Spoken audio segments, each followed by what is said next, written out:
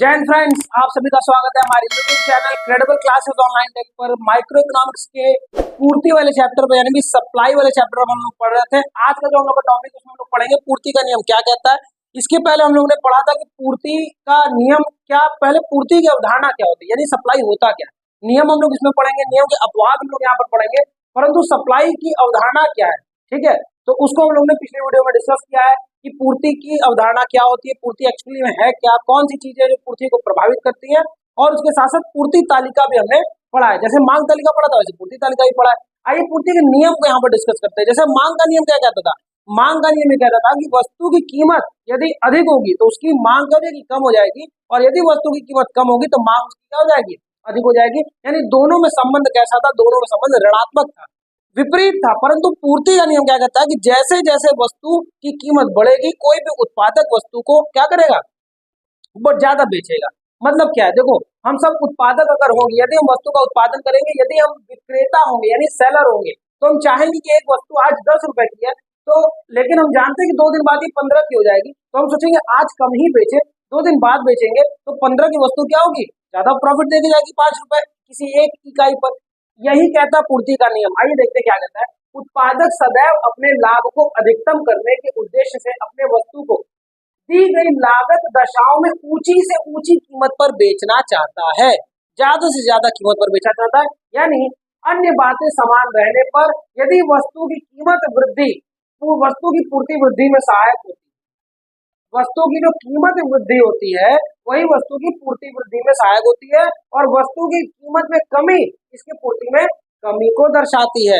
मतलब बहुत ही साफ है कि पूर्ति का नियम ये कहता है कि पूर्ति में और इसके कीमत में ऋणात्मक नहीं धनात्मक संबंध होते हैं, सकारात्मक संबंध होते हैं, सीधे सीधे संबंध होते हैं, है ना, विपरीत संबंध नहीं होते हैं, समानार्थी संबंध होते हैं। जैसे जैसे कीमत बढ़ेगा वैसे वैसे पूर्ति में भी क्या होगी, वृद्धि होगी। कोई भी उत्पादक होगा, चाहे आप होंगे चाहे हम होंगे, हम सब चाहते हैं कि बड़ी ही कीमत पर ही वस्तु को बेचें। इसी को कहते हैं पूर्ति का नियम यानी कि द लॉ ऑफ सप्लाई। ठीक है, लॉ ऑफ सप्लाई ये हो गया। परंतु इस नियम में कुछ अपवाद भी है। कहाँ ये चीजें लागू नहीं होगी, तो सबसे पहले कृषि वस्तुओं पर यह नियम लागू नहीं होगा। क्यों सर, क्यों नहीं लागू होगा? बहुत साधारण सी बात है कि कृषि वस्तुओं पर ये नियम लागू क्यों नहीं हो रहा है। क्योंकि आप ही सोचिए कि यदि मान लीजिए बहुत ज्यादा क्या हो गई, बारिश हो गया, और उसकी वजह से कोई भी वस्तु क्या हो गई, बहुत ही ज्यादा महंगी हो गई, तो महंगी हुई वस्तु है, परंतु क्या मार्केट में वो ज्यादा उसकी पूर्ति हो पाएगी? नहीं हो पाएगी, पूर्ति उसकी कम होगी, क्योंकि हम सभी लोग उस चीज को खाना बंद कर देंगे। या हो सकता है कि कोई मौसम दूसरा हो, और मौसम मान लीजिए कि गर्मी का मौसम नहीं है, ठंडे का मौसम है, क्या इसमें आम बिकेगा ठंडे के मौसम में? नहीं। फल की बिक्री ज्यादा होगी तो फल की बिक्री नहीं होगी ठंडे के मौसम में, गर्मी के मौसम के मुकाबले। तो पता चला कि फ्रूट्स तो अच्छे अच्छे आ रहे हैं ठंडे के मौसम में भी, परंतु इसकी पूर्ति मार्केट में ज्यादा नहीं हो पा रही है। या फिर ये कह लीजिए कि क्या हो गया, बरसात हो गई, बहुत ज्यादा बरसात हो गई, और बहुत ज्यादा बरसात होने की वजह से वस्तु की कीमत महंगी हो गई। अब जब वस्तु की कीमत महंगी हो गई तो क्या मार्केट में ज्यादा वो बिक जाएगी? बिल्कुल ज्यादा नहीं बिकेगी। लोग जितना उत्पादन कर रहे हैं तो उतना ही उत्पादन करेंगे, उससे ज्यादा उत्पादन नहीं कर सकते। यानी कृषिगत वस्तुओं पर यह नियम लागू नहीं होगा।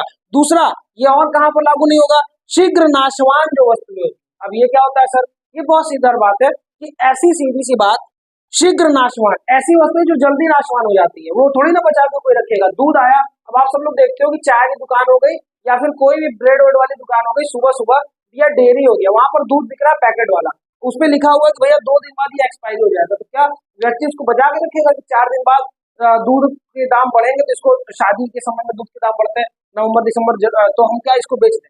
ऐसा तो नहीं हो सकता, नहीं तो वो एक्सपायरी हो जाएगी। कोई भी ऐसी वस्तु है जो शीघ्र नाशवान वाली है, चाहे वो दूध रहे, दूध से बने हुए कोई भी वस्तु हो गई, या ऐसी कोई भी वस्तु जो जल्दी नाशवान हो रही है, जल्दी नष्ट हो जा रही है, उस पर यह नियम लागू नहीं होता है। खासतौर से मिठाई इत्यादि पर, उसको भी बनाया गया है 1 हफ्ते 10 दिन में वो खराब हो जाएगी, तो क्या उसके ऊपर लागू होगा? ये नियम नहीं होगा। तो शीघ्र नाशवान वस्तुओं पर भी पूर्ति का नियम लागू नहीं होगा, लोग नहीं वेट कर सकते। तीसरा, जो दुर्लभ वस्तु है उस पर भी किसी प्रकार का कोई नहीं होगा। क्यों, ये कैसे सर? दुर्लभ वस्तुएं क्या होती है?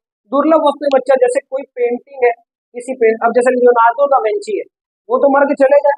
अब जितना उन्होंने वो बनाया है अपना, जितने भी पेंटिंग है, वो तो उतनी ही रहेंगी, है ना। कीमत बढ़ा देने पे क्या उनकी पेंटिंग ज्यादा बिक जाएंगी? नहीं, वो तो उतनी ही है पूरे 10 बनाए तो 10 ही है। जैसे प्रेमचंद है, उन्होंने जितनी कविताएं लिखी वो उतनी ही है, वो बढ़ नहीं सकती है।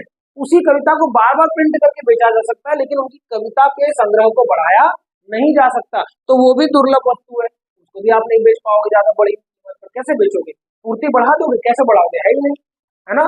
कोई घर है, उसका पूर्ति कैसे बढ़ा दोगे? उसका दाम बढ़ सकता है लेकिन उसकी पूर्ति नहीं बढ़ सकती है ना। पूर्ति कैसे बढ़ेगी? 3 कमरा तो 3 ही कमरा रहेगा, है ना, वो बढ़ थोड़ी जाएगा। तो दुर्लभ वस्तुओं पर भी ये चीजें लागू नहीं होती है। समझो फिर से, दुर्लभ वस्तुएं ऐसी वस्तुएं जो संसार में लिमिटेड ही है, उनके दाम को कैसे बढ़ने का वेट करोगे? वो तो लिमिटेड है, वो दाम इतना रहे चाहे इतना रहे, बिके उतनी जितनी मार्केट में उपलब्ध है, ये बात।